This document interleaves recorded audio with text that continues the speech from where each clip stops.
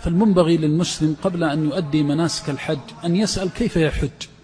ثبت في الحديث الصحيح عن النبي صلى الله عليه وسلم من حديث عبد الله بن عمر في الصحيحين رضي الله عنهما وأرضاهما أن رجلا سأل النبي صلى الله عليه وسلم ما يلبس المحرم.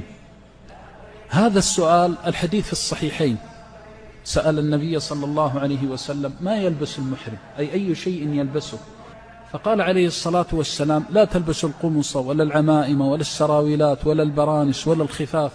هذا الحديث ذكر بعض الآئمة في رواية الدارقطني وغيره سبب ورود هذا السؤال ومكانه، فقال نادى رجل رسول الله صلى الله عليه وسلم وهو بالمسجد، معناه أن السؤال وقع في مسجد النبي صلى الله عليه وسلم، وإذا وقع في مسجد النبي صلى الله عليه وسلم فمعناه أنه وقع قبل أن يخرج النبي صلى الله عليه وسلم إلى حجة الوداع.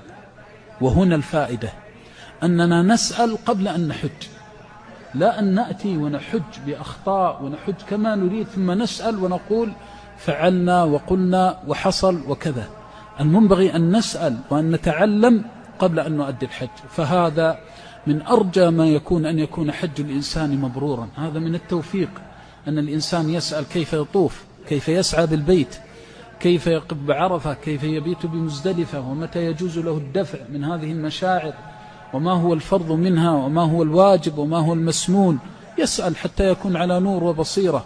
ومن سأل عن مسألة من العلم فعلمها رفع الله درجته بقدر ما علم، لأن الله يرفع بالعلم أهل الإيمان. جعلنا الله وإياكم ممن رفعت درجته.